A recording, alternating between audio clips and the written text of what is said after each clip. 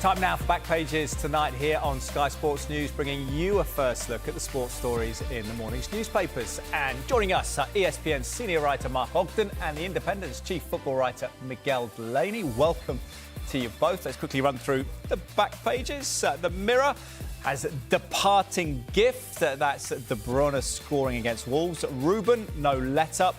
We need cash. The Sun has Pep, I'm going to stop. Celiba is staying at Arsenal. And Madison in KO fear. Telegraph front page, the sports supplement. Maguire, blame us, not Ruben. Manchester United story, of course. And Palmer will not tolerate Chelsea mediocrity for long, according to Jamie Carragher. A Guardian sports supplement, De Bruyne's leaving present is the headline from the win against Wolves and join the pool party. While the Times sports supplement, into the Lions' den, rising star Henry Pollock and the England team. United act stalwart of 47 years. That's a redundancy in the administrative staff at Manchester United. While Moyes says we're interested in Liam Delap if he's interested in us. Well, Miguel, let's start with Kevin De Bruyne then and the Mirror, who term it departing gift. Kevin making sure City get top four space. They're up to third. Miguel, will they harbour any doubts after that about De Bruyne's decision, or their decision to let De Bruyne go? He says he's proven that he's still up to this level. You wouldn't think so. I mean, for City, to be fair, usually on this sort of thing, they bring all sorts of analytics into it. They're very forward-thinking in terms of recruitment. Now, I suppose one question about that is that they are actually about to go through a transition from Cheeky Begiristain to Hugo Viana. Has that maybe created a little bit of a vacuum? Possibly. It's possibly that's one of the reasons that De Bruyne is irritated at the situation, given it does seem to it feels like he's been left in limbo a little bit. But you do wonder, I suppose, had we seen maybe more of these moments in kind of more crunch games, right? I mean, okay, like this is a game they have to win to secure top four, all of that, or top five, but it's not quite crunch in that sense, and maybe that's where the tension is. And ultimately, I suppose, no matter how long-serving someone is, no matter how much of a club legend someone is, you do have to think about the future. It's maybe the abruptness with which this has been done, which is aggravating De Bruyne. Absolutely. The headline in The Guardian, Mark, De Bruyne's leaving present, departing hero hands City vital win in European race. What's your take on it, Mark? Is it simply we haven't seen enough of him, let alone the big games, in the past couple of years? Yeah, I mean, I'm with Miguel on this. I think you have to side with City on this one, because clubs nowadays, when they give contracts to players in their 30s, it's not just about what they're doing now. It's about what they can do next year and the year after. And Kevin De Bruyne is 34 in the summer. And I've just done the stats before we came on air. Since the start of last season, he's missed 42 games with hamstring problems. Now, that's quite a big chunk. That's all competitions. So that is maybe half of Man City's games. So a player that's approaching 34 with hamstring problems, is it really worth giving him an extended contract, hoping that he's going to be the player that he was 2, 3, 4, 5 years ago? And I don't think he is. I think Kevin De Bruyne has been up there with Keane, Vieira, Scholes, Gerrard, Lampard in terms of the best midfielders we've ever seen in the Premier League. But everything comes to an end. And what Man City fans wouldn't want, and I'm sure Kevin De Bruyne wouldn't want as well, is to be a player that stays for a year too long and spends even more time out of the team next season. So I think City can be quite ruthless, but I think that's why they've been successful over the years. They make the decisions at the right time. Vincent Kompany, David Silva, Sergio Aguero, some real legends of the club have been moved on maybe a year before people thought they would go. And I don't think City have actually, been haunted by those. It's the younger players you've let go, like Cole Palmer, that have been the issue. But in terms of De Bruyne, if he thinks he can do it again next season, we'll find a Premier League club and do it. It's up to him, prove it. Where do you think he will go, Miguel? Do you think it'll be a Premier League club? He's referenced the being attracted by the riches on offer in Saudi, hasn't he, in the past? Yeah, although I suppose not really gone for it so far. There had been, because there had been a presumption that he would go to Saudi, where that hasn't happened yet. There is a lot of noise with the Premier League. I think there's been a few kind of mischievous murmurs about Manchester United, but I don't think, well, given how much United have spoken about their new recruitment model, you really couldn't see them going on a U-turn like that. And would he want to, given his status at Man City? I suppose one thing that, I suppose a player of his age has to consider, and people often overlook this, is, say, like the age of his kids, where he wants them settled, where they go to school. And then so you have decisions, say, like where United legend like Peter Schmeichel ended up playing for City for a while just because of that, because of, it was close to home. And I think that people often overlook how this can influence players' decisions at this point in their career. All that said, my gut is maybe for MLS. OK, interesting twist there. What about Pep Guardiola's future, Mark? Let's talk about that in The Sun. It's actually their main story. Pep, I'm going to stop, live on Sky Sports. Pre-match, he confirmed this, but came from an initial ESPN interview. Pep Guardiola will take a complete break from management when his Manchester City contract ends, reports Ken Lawrence here. Mark, is this a surprise or just that he's gone so long without a break? Is that more of a surprise? I don't think it's a surprise, but then again, Pep has kind of teased us in the past, hasn't he, about, he's tired, he wants a break. And I must admit, there's been the last 3 contracts he's signed at City, they've all been a surprise because he's all kind of led up to it by saying, he's feeling a bit tired and, he doesn't know how much longer he can go on for. So the fact that he's saying he will take a break at the end of his Man City contract, I think we have to put it in perspective. He's not saying he's going to take a break this summer at the end of his contract. So, that is 2 years away if he gets that far. And that is the big question right now, whether he's going to see out his contract, whether he's going to put up with it for another 2 years, because he has looked tired and frazzled. And who knows if City struggle to win the major honours next season as well. The FA Cup isn't enough for Man City, let's be honest. If they struggle to win the Premier League and the Champions League next season, you might think that, I won't say his time has passed, that'd be wrong, but he might think that there's too many kind of new kids on the block in terms of Liverpool and Arne Slot, Mikel Arteta, that are maybe a bit younger, more hungry, that maybe taking him on, he might want to get away from that challenge anyway. So he probably does need a break. He had a break after he left Barcelona and he went straight from Bayern Munich to Man City, so it's been a long time. But I'm pretty sure that Pep will manage somewhere else again, probably an international team. But I'm not surprised that he wants a break. I can't really blame him, to be honest. He'll be 56 in a couple of years, Miguel. What would be left for him to prove at that stage? Well, the big one, I suppose, that we know he would have wanted is, Mark's touched on it there, international football, and the one that was always considered was Brazil, and to restore Brazil's first World Cup in 24 years, potentially 30 years, except for 2026, that looks like it's not going to be an opportunity if he were to leave City even before then, because Carlo Ancelotti's about to go there. I mean, he wouldn't take the Spain job, I don't think, because of what a kind of a proud Catalan he is. He did play for Spain, but that's not quite the same thing, I think. Obviously, there's been murmurs about England in the past, and there's always been this sense. I mean, like Guardiola, he would no doubt put himself as a kind of a football romantic, but he's always managed absolute powerhouses. Now, to be fair, that's because he immediately went in at Barcelona after one season at Barcelona B and proved himself as possibly the best manager in the world at the time, and certainly one of the most influential managers of all time.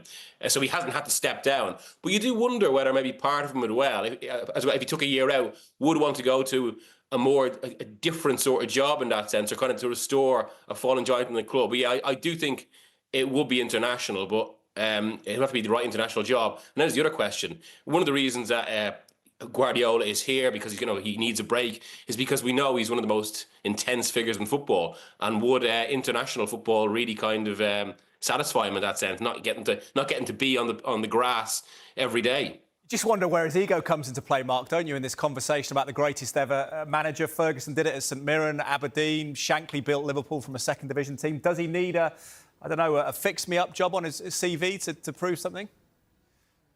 I mean, it's a good question, because I think Pep's ego will have a big part to play. The best managers have big egos, and that's fair enough, because that's why they are the best managers. They back themselves. But I think Pep always bristled when he hadn't won a Champions League at Man City, and when he finally won it, that was a big thing for him. So yeah, there is a kind of need for him to prove something. So what would he need to do? Would he need to go to an international tournament to win a World Cup? Possibly. But like Miguel says, the candidates are quite limited. So I think the one thing that people have levelled at him in the past is that, yes, he has had a kind of a gilded career, in the sense that wherever he's been, Barcelona, Bayern Munich, Man City, the best clubs in the world, in their respective leagues at the time, the richest. So he's not had it easy, but he's had it easier than most coaches. So maybe he wants to go to a club that he has to prove what a great coach is, what a great innovator he is, without the resources that he's had at his other clubs. But then that's a risk, isn't it? Does he want to risk his legacy, his reputation by doing that? So if it does, great, because that'd be great to see. But I'm not sure whether he want to risk his kind of reputation by taking on, I don't know, an Everton or Wolves and showing that he's the best coach in the world. That would be brilliant, though, to be fair. Guardiola to succeed Moyes at Everton. We'll wait on that one. Let's talk about Ruben Amorim, the Manchester United head coach. Having a pretty difficult time, I think it's fair to say, but maybe redeemed in the Europa League. Harry Maguire says it's Manchester United's players to blame not Ruben here in the Telegraph Sports Supplement. Jason Burt reporting United players, quote, failed to take responsibility as Ten Hag left. What were the key quotes that jumped out here for you, Mikel? Yeah, I mean, I suppose the strength of Maguire's words, and just even describing his club as a mess. I mean, no one can dispute it. I suppose it's just the striking honesty of the players, and to be fair as well, in this context, just how strident he is, and so was really kind of pushing support for his manager. Now, I know people will say that's maybe a natural situation, especially after a win. But given the amount of noise that's been around United, that does feel significant in itself. And yeah, it's brutally honest from Maguire. Certainly is, isn't it? Inside the Telegraph as well, Mark, from 80 million United misfit to cult hero Harry Dino after his wing wizardry in the Europa League in Bilbao, writes Sam Wallace. How impressive has the redemption of Maguire been? How much credit does he deserve? And maybe how much credit does Amorim deserve for putting him in a 3? Yeah, from Maguire's point of view, he deserves a lot of credit because, I mean, probably last summer, the summer before Erik ten Hag, they were ready to let him go, Man United. I think it was 18 months ago that West Ham were really strong on Maguire. A deal was agreed, but Maguire said, no, I want to stay at Man United and fight for my place. So they were ready to get rid of him.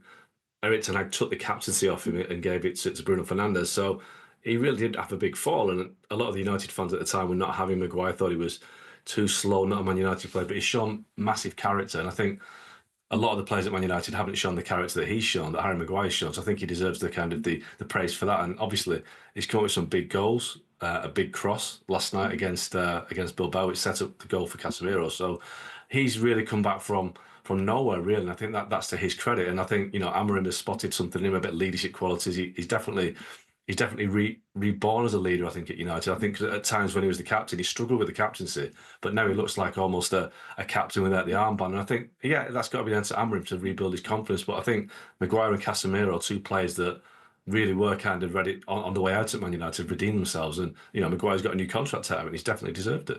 In one more year, Miguel, could you see him going longer? Could he build the foundations of another successful era for Manchester United, Maguire? It does feel like it. I mean, as regards to successful era, I mean, that's one of the bigger questions over the club at the moment. Obviously, winning the Europa League or even getting to the final is at least a right step after the season they've had. And Wallace does write in that piece about how Maguire's ideal is basically to see out his career at United. And I think just to pick up on something Mark said there as well, I mean, this is actually, you couldn't have a better example of leadership by example. He wasn't captain anymore. As Max touched on, there was a lot of kind of noise from the fans about he wasn't necessarily that popular, and yet he's just knuckled down and played. And I think it's really, really admirable, especially when there's all sorts of talk about kind of modern players and kind of certain attitudes and this sort of thing. Well, this is, I think there's a real nobility to the way he's conducted himself through all this, and he's done his talking really with his performances, hence giving him the right to say what he said after the game last night. Yep, Manchester United go to Brentford on Sunday. More important, of course, though, that Europa League semi-final second leg, although it looks to have one foot in the final. We'll take a break there, gentlemen, and when we come back, we'll look at more of the sports stories in the morning's papers, including this from Jamie Carragher, who says Cole Palmer must doubt Chelsea future.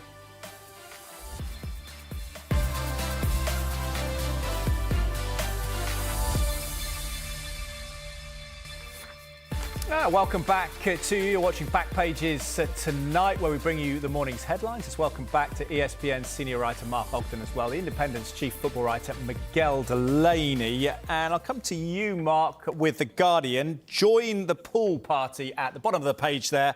Arne Slot says title buzz will attract signings, particularly the nature of the emotional celebrations. Is he right, Mark? I think he probably is. I think, I remember them in Liverpool in the Champions League and the scenes in the city when they brought the European Cup back. Was it 2019? Were amazing, and those images go around the world. And I think, Liverpool are one of the great clubs. They are one of the clubs that people all over the world want to play for. It's like Real Madrid, Barcelona, the Milan clubs.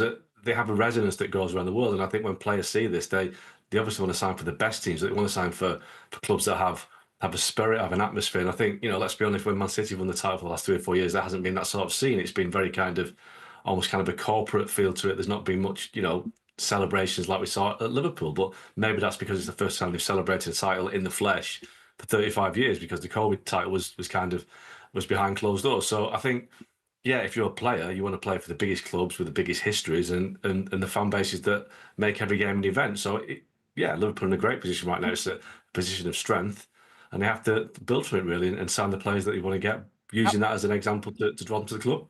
How powerful is the pull, in your opinion, Miguel, of Liverpool, or does it come down to cold, hard cash for the players? No, I don't think it does fully. I mean, look, cash is the primary factor, and any player will want his going rate. But if you look at, say, Kylian Mbappe, for example, apparently Madrid's offer, say, last summer was less than it was the first time because of his wish to go there. And so that's a clear example of a club's status actually affecting what they could pay. And I think that is one of the advantages that Liverpool have in that sense. But, I mean, alongside that, I think they go into a summer. It's rare that clubs go into summers in as strong a position as they are, because it's not just about winning the title. It's winning the title and, in the modern game, having all this PSR headroom. They've got a lot they can spend and play with. It also might make a bit of a contrast because the last time they won the title in 2020, they didn't do that much business. It was only really 2 or 3 signings, and the one big one was Thiago Alcantara late on. And Liverpool probably just didn't quite see the best of a brilliant player just because maybe of his fitness throughout his time there. But now you'd accept. I mean, Trent obviously changed the dynamic, but there will be big changes, and you'd think some probably quite exciting signings for Liverpool. In theory, there won't be much change for Cole Palmer at Chelsea because he's got a long-term contract till 2033. But Jamie Carragher, Mark, writing in The Telegraph, says Palmer must doubt Chelsea's future. World-class players will not tolerate mediocrity for long, so it is vital Maresca secures Champions League football. How do you assess Palmer's position at Chelsea? Yeah, I think we've kind of discussed this on the show before, in the sense that Palmer, he is one of the best young players in Europe, really, and he's shown it with England, he's shown it with Chelsea. He's had a bit of a dip recently, but he's not going to want to be outside the Champions League for too long. He's actually won the Champions League with Man City, who's part of the squad that won it, but he deserves to be on that stage, and he will want to be on that stage. And if Chelsea miss out on the Champions League again, I guess he'll put up with another year in the Europa League, having been in the Conference League this year, but he won't want to put up with it too long. So Jamie Carragher is right that he'll be frustrated. But the problem that Palmer's got, and a lot of other Chelsea players, are on really, really long contracts. So if you want to sign Cole Palmer, or if you're Cole Palmer and you want to leave, how do you get out of that contract? Because, Chelsea will say, look, you've got another 7-8 years in your contract. So that is the downside of signing such long contracts. You're stuck at the club that you might not want to be at. Carragher picks up on this point in the piece, Miguel. He says what is baffling is that any player would commit to a club for so many years. No footballer should sign a contract beyond 4 years because so much can change. What do you think the Chelsea precedent has done? Do you think anyone will follow suit, or do you think they will be cautious after what they've seen? Well, I was about to make the exact same point as Cara there, but because also it's not just about the Chelsea precedent here. Let's not forget, we've all seen what happened with Harry Kane, where he signed a 6-year contract based on where Tottenham were in 2018, when they were one of the best sides in Europe at the point, and it looked like they could be on the cusp of maybe doing something really special under Pochettino. A year later, Pochettino was gone, and suddenly the outlook was changed. But 2 years after that, halfway through his contract, Kane wanted to leave, wanted to go to Manchester City that summer, or Manchester United he wanted, and he couldn't. And so it's amazing, given that knowledge, that players actually put themselves in this situation, just because, as Cara says, it's how variable football can be. And as far as I'm told as well, it's not like there's any sort of clause in case they miss Champions League or anything like that. So yeah, and obviously, this isn't exactly news. So many clubs would want Chelsea, and Manchester United are one who would, if it was any sort of possibility, they'd seriously go for him, and I think he would be open to it. But really, there's no possibility that happen this summer. So it's good for the mortgage, isn't it, that kind of security? But we'll see what happens with Cole Palmer at Chelsea. Let's talk about players who may well be moving sooner. Times Sports Supplement reports with Paul Joyce. Moyes, we're interested in Delap if he's interested in us. Mark, why wouldn't he be interested in Everton? Because 5 or 6 bigger clubs than Everton will want him, and they'll probably pay more money. So simply that. Everton won't be able to compete with the likes of Man United and Chelsea in terms of wages, and Chelsea will be able to offer some kind of European football, a club that's got a pedigree of winning trophies. Listen, I don't see why Liam Delap would go to Everton. Everton are a great club, but they haven't won a trophy for 30 years. They don't pay their players big wages. They're not the biggest club in the city. Liam Delap's not going to go to Everton. But new stadium, 2022. He's 22 years of age. Can you provide a case against Mark there? What do you think, Mikel? Not really. I mean, it could, all the more so because it's not just about Everton's current status. It's a striker's market right now. We're still in a kind of situation where the football doesn't produce as many number nines as it would want, as clubs want, which is remarkable in itself. Delap is one of those number nines. So many clubs are looking at him, and he doesn't quite have his complete pick, given like there's people like Sesko and Gyökeres in the mix, potentially Isaac. I don't think so, but he's got some nice options there. So it would be stunning if he picked Everton. No disrespect to Everton, it's just the reality of the market right now. It's an issue, isn't it, Mark? What's happened to football? Why aren't there any strikers? You know something, that people blame Pep Guardiola, but I think it goes back to like the Del Bosque side with Spain back in the late 2000s. They played with a false nine, they stopped playing with a striker, and everybody thought, this is great, this works really well, we'll try and copy it. But Spain had some of the best players in the world, and they could do it. I think a lot of clubs that have tried to take it on since then haven't had quite the success, but there's just been a trend to develop players that were good with the ball at the feet and nippy forwards that could, move across the front line, and centre forwards went out of fashion. So they've come back in fashion now, but there's not many of them because the last 10, 15 years they haven't been producing them. It's interesting to watch that development now. Arsene Wenger have been talking about that. Let's talk about Wenger's old club, Arsenal, and centre halves in demand. Celiba is staying, though. Jordan Davis reporting in The Sun that Mikel Arteta says he's, quote, confident William Celiba will snub Real Madrid. Miguel, how confident would you be? Yeah, I mean, because there was some noise about Madrid wanting Huijsen. That doesn't look like it's going to happen. They don't want to pay a fee that high, and it looks like he could well go to Chelsea. Or it seems at least that's the situation at the moment. And with Celiba, I couldn't see. I think with Madrid, it'd be one of those situations where they try and wait for his contract to run down because of where it is. And this is where there's an interesting challenge for Arsenal. Arsenal are generally in a good place, I think, with their squad despite the injuries. But there's a few kind of contract situations there, Celiba being one of them, that they probably have to get ahead of. I still, given what they're building, unless Madrid came in with a really, really big offer, which I don't think they will, I can't see Celiba moving this summer anyway. Be interested to watch that situation at Arsenal, another club perhaps searching for a striker as well. Let's talk about a creative player, number 10, James Madison, just below the Celiba story. Tottenham says they're sweating on the fitness of James Madison ahead of the Europa League semi-final second leg in Norway against Bodo Glimt. Mark, you watched them against Eintracht Frankfurt, didn't you? How big a loss could this be? Oh, it'd be a really big loss, because I think that goal that Bodo Glimt scored at Spurs late on has made the tie alive again, and I think Bodo could fancy their chances. So if Madison's out, we know that Bergval's going to miss it as well. Plastic pitch, difficult away record. Spurs isn't great, so that makes it difficult for Tottenham if their best, most creative player doesn't make the game. 10 seconds, Miguel. It's a problem for Spurs, isn't it? The injuries, it can't be coincidence at this point. No, I mean, look, given one of the lessons of Liverpool's title win has been preparation and getting players on the pitch, these sort of things aren't coincident anymore. It comes down to, so yes, there is some luck involved, of course, but when it's a pattern, there are bigger questions have to be asked. A lot of sprinting takes its toll. We've sprinted through the show. Been an absolute pleasure. Miguel and Mark, will see you again soon. Enjoy the football over the weekend. 4 games to go in the Premier League. Well, thank you for watching. If you missed any of the show, another chance to see Back Pages tonight at hour. Also available as a podcast. Just download Back Pages wherever you get your podcasts. Up next, action and reaction. Is this Kevin De Bruyne's parting gift for Manchester City?